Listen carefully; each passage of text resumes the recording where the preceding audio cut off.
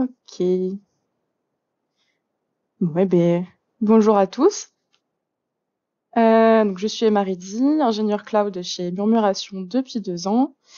Et je vais vous faire du coup un petit retour d'expérience sur l'activité de Murmuration et donc de construire une infrastructure scalable et utiliser des données satellites, et notamment dans le milieu donc du tourisme durable. Alors, pour commencer, je vais vous présenter du coup Murmuration et notre use case.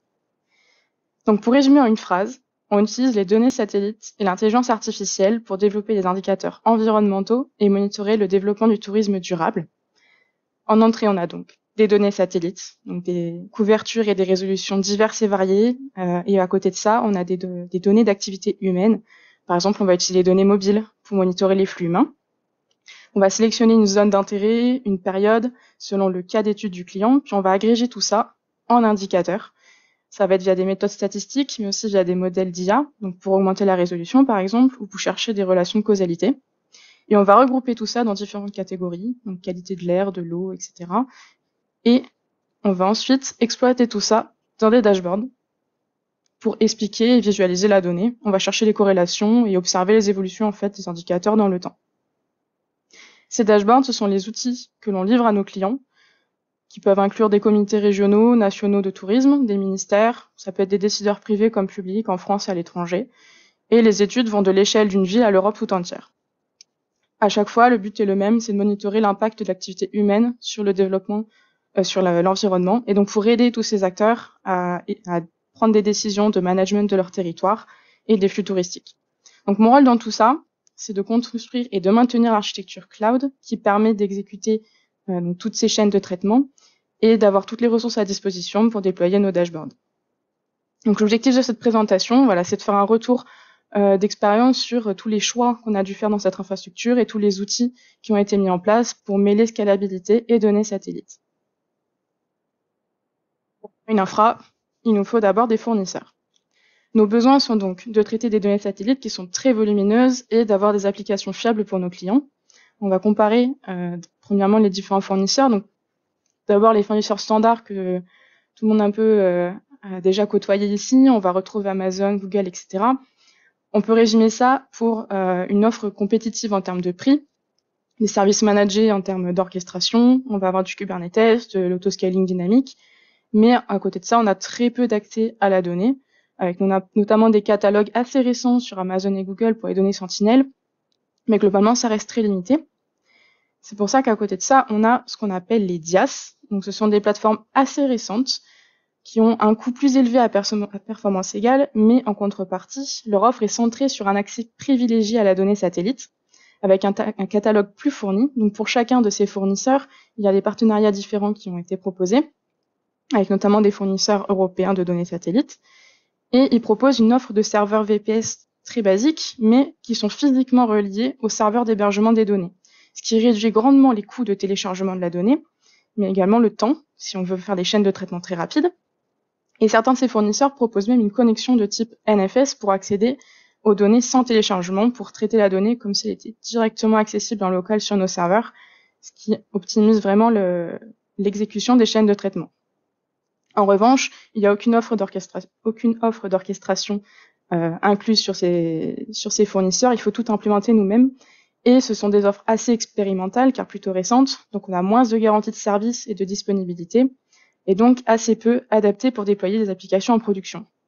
Donc là, on n'a aucun fournisseur qui fournit tous nos critères directement, donc on a fait le choix d'utiliser plusieurs fournisseurs et tirer le meilleur parti de chacun, et donc de faire une infrastructure multi-cloud. Pour cette infrastructure, on a du coup plusieurs clouds qui sont entremêlés. D'un côté, on va utiliser les DIaaS pour exécuter nos chaînes de traitement au plus près de la donnée, du coup. Occasionnellement, on va pouvoir provisionner des VM sur certains fournisseurs qui a la donnée dont on a besoin pour l'étude en cours. Et à l'année, on a choisi du coup de provisionner des serveurs chez Wikio qui a le catalogue le plus adapté à nos besoins actuellement. Donc c'est sur ces serveurs-là qu'on va exécuter nos chaînes de traitement.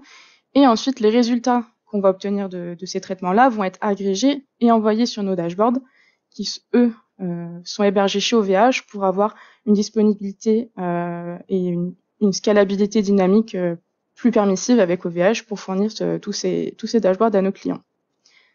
Comment est-ce qu'on va orchestrer tout ça? Donc déjà, à l'échelle d'un cloud lui-même, on a absolument besoin de containerisation pour pouvoir changer de fournisseur très facilement, notamment auprès des DIaaS. Comme j'ai dit, c'est un environnement assez expérimental. On peut pouvoir changer de fournisseur au besoin et pour exécuter nos chaînes de retraitement sur n'importe quel fournisseur sur le besoin de données. Et quand c'est possible, on va déployer un cluster Kubernetes, notamment sur Ukeo. Donc on a des serveurs VPS classiques, il n'y a pas d'orchestration qui est incluse. On doit donc déployer du Kubernetes manuellement, mais ça reste assez avantageux pour pouvoir ajouter des machines dans le futur. Et on va utiliser aussi du Kubernetes du coup chez OVH. Et une fois que chaque cloud est configuré, on a besoin du coup d'orchestration intercloud. Pour cela, on utilise l'outil Prefect. C'est assez comparable à Airflow. Ça nous permet de centraliser toute la gestion des exécutions en une seule interface. Donc, de mon côté, je configure chaque infrastructure pour être liée à Prefect. Donc, il faut déployer un agent. Globalement, sur Kubernetes, ça va être un pod. Sur un serveur Linux, ça va être un petit process. Et il va être en attente de lancer tous les flows qui vont être lancés via interface Prefect. Et ça permet d'abstraire toute la couche infrastructure pour les développeurs. C'est-à-dire que leur code va être le même pour n'importe quelle infrastructure et ils peuvent choisir directement l'infra sur laquelle ça va être exécuté depuis l'interface de Prefect. Là, on a une infrastructure qui est prête à exécuter nos chaînes de traitement. On va voir un peu plus en détail ces chaînes. Il y a deux aspects à prendre en compte, du coup. Donc, l'aspect données satellites, il y a des outils très spécifiques pour traiter ces données-là. Et de l'autre côté, l'aspect dashboard et scalabilité de ces outils-là. Donc d'abord, pour tout ce qui est domaine des données satellites, on a beaucoup d'outils et de normes qui sont déjà définis. Donc c'est super car on a des protocoles qui permettent une super compatibilité entre les outils. Mais ce sont des outils généralement exploratoires et peu scalables. Donc en entrée, on a nos sources de données. On a différents protocoles selon les fournisseurs. J'avais montré, il y a environ 5 DIaaS actuellement. Ils ont évidemment choisi de prendre tous un protocole différent pour accéder à leurs données. On a aussi des sources qui ne sont pas directement hébergées par ces fournisseurs. On peut choisir d'aller la chercher ailleurs. Donc, pour uniformiser tout ça, on a des catalogues qui permettent d'avoir un protocole unique pour accéder à ces données-là.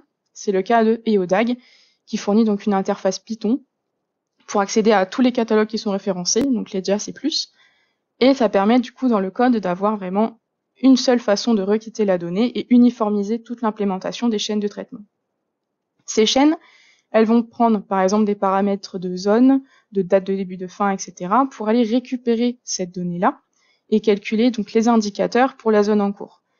Ces calculs, ils sont basés sur différentes librairies. Je cite Xarray et GeoPandas, les plus utilisés dans le domaine de la donnée satellite. Ça va beaucoup dépendre du format de la donnée d'entrée.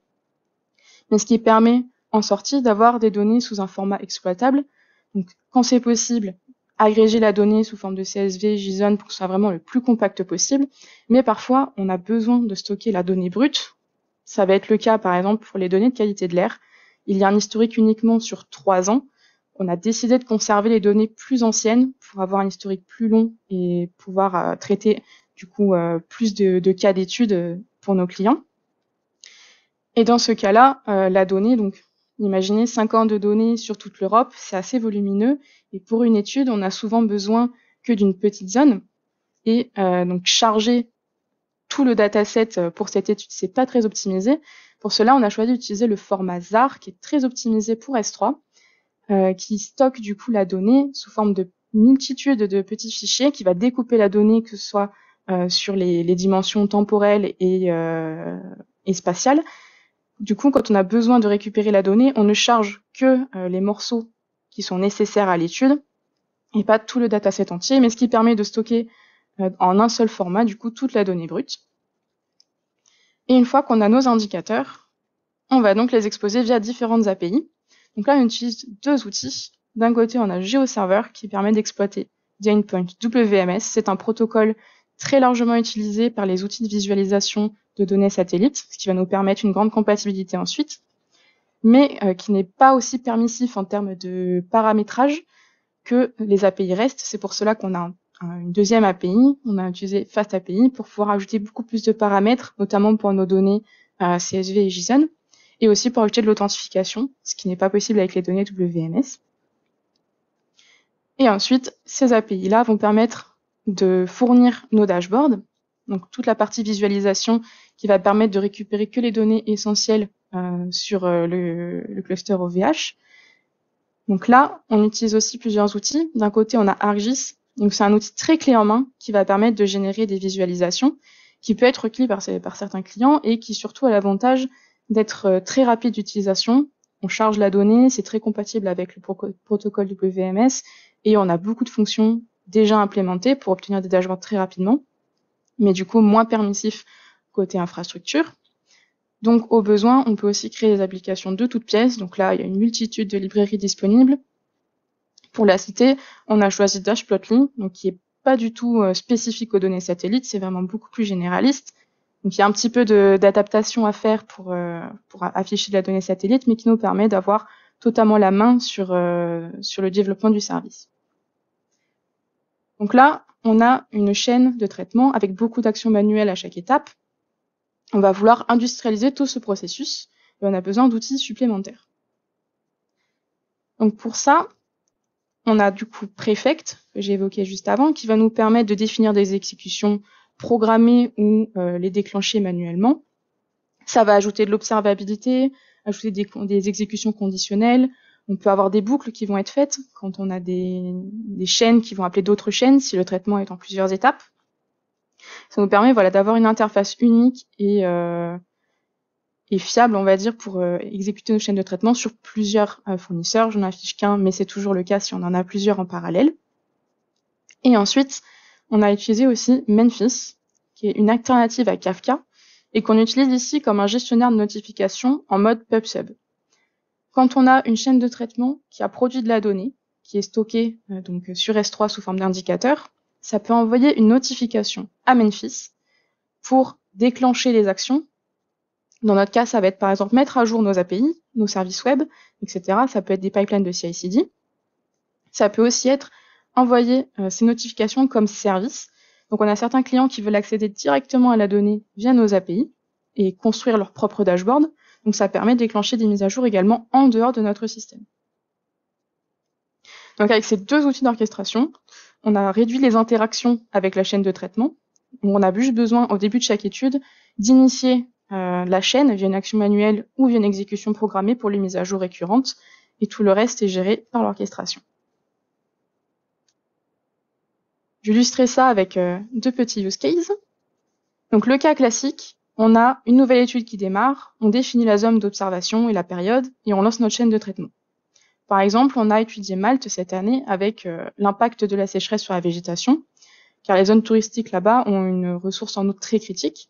Donc en entrée, on va utiliser les données Sentinel et on va calculer l'indicateur de santé de végétation.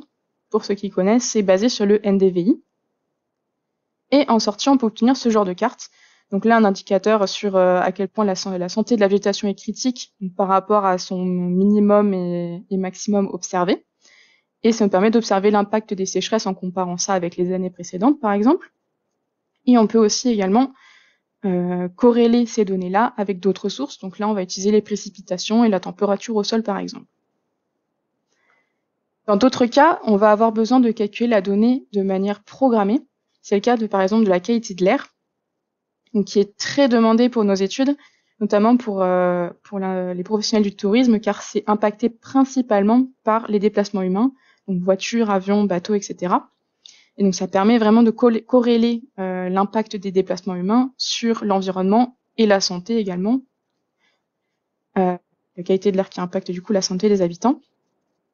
Donc en entrée, on a les données CAMS. Ce sont des données avec une couverture sur l'Europe tout entière qui sont mises à jour quotidiennement. Donc ce qu'on a décidé de faire, c'est d'exécuter notre chaîne de traitement tous les jours pour avoir nos indicateurs traités sur l'Europe tout entière et prêts à être utilisés pour chaque étude.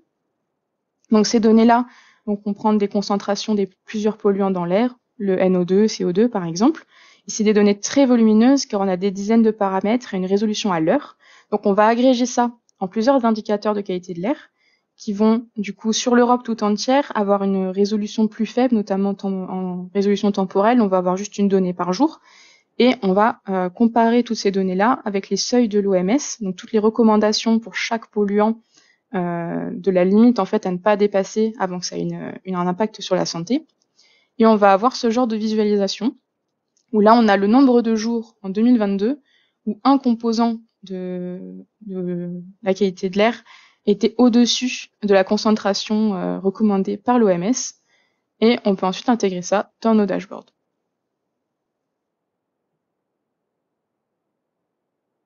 Du coup, petite conclusion, avec un petit récap de toutes les technos qu'on a intégrées ensemble pour construire une infrastructure multi-cloud. Donc d'un côté, on a des outils de traitement de données satellites. On va essayer d'uniformiser au maximum la chaîne de traitement en ayant du coup des catalogues uniformisés, des formats de données optimisés pour S3, et utiliser un maximum de protocoles donc WMS pour la compatibilité avec les outils de visualisation. Et à côté de ça, on va utiliser Prefect et Memphis donc pour orchestrer plusieurs clouds en simultané et industrialiser du coup cette chaîne de traitement.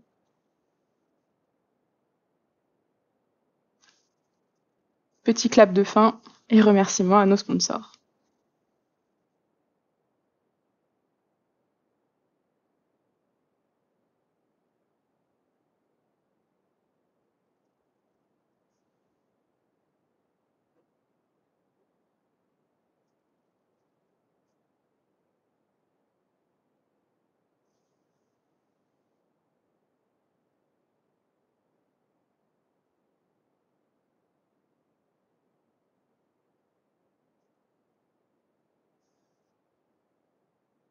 Alors, petite question, les données de Copernicus sont en etcdf? En grande partie, oui. Après, ça va dépendre du coup de où est-ce qu'on accède à la donnée. Comme je disais, par exemple, on a sur Wikio sous format NFS, donc quand on accède à la donnée en local sans la télécharger. On peut aussi avoir du coup des géotiffs. Et il me semble que c'est les principaux formats qu'on utilise, ouais. Le choix entre Memphis et Kafka. Effectivement, ça a été très difficile. J'ai cité Memphis et avant de le trouver, j'ai vu des dizaines d'alternatives. Memphis, c'est surtout parce que c'est beaucoup plus léger. En termes d'intégration, il y a beaucoup moins de travail à faire. Et si on veut le déployer nous-mêmes aussi, Kafka, c'est assez lourd si on veut un cluster. Enfin, si on veut le déployer sur notre cluster, il y a besoin de plusieurs pods pour toute la fiabilité du service. Memphis, c'était beaucoup plus léger en termes d'installation sur ce côté-là.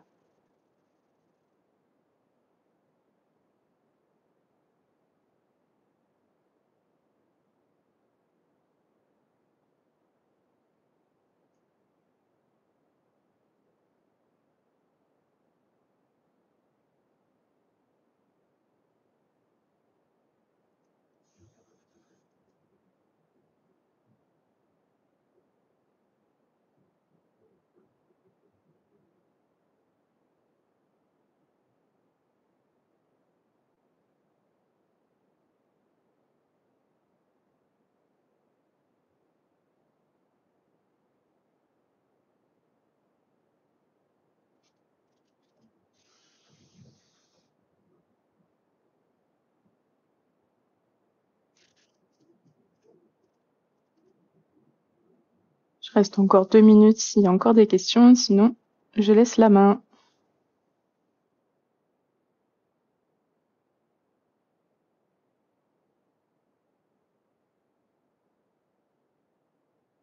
La question sur le monitoring. Oui, on a du monitoring donc assez basique en termes de Grafana et Prometheus sur les ressources. Donc là, monitoring CPU, RAM, réseau, etc.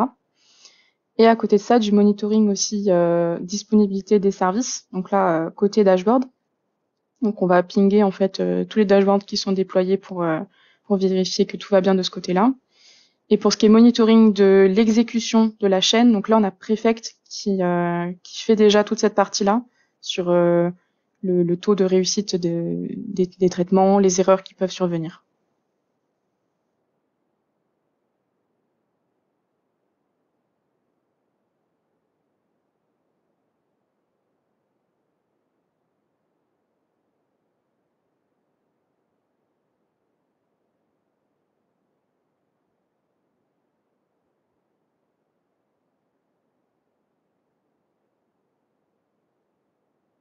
Pour le chiffrement de la donnée, du coup, on émerge tout sur S3.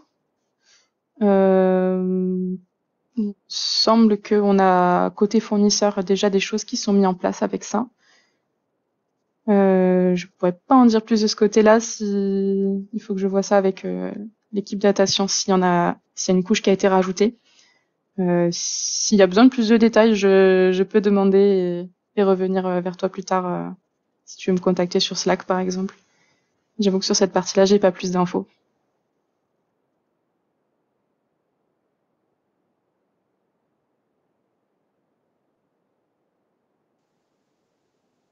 Oui, pour les sources, effectivement, il y a quasiment tout qui est public. Mais on a du coup certaines données, je parlais notamment des flux humains. On utilise les données mobiles qui, elles, on ne peut pas les publier publiquement.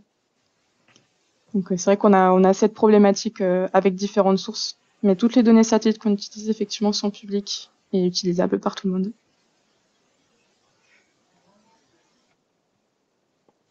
Super. Merci beaucoup, Emma, pour ta présentation.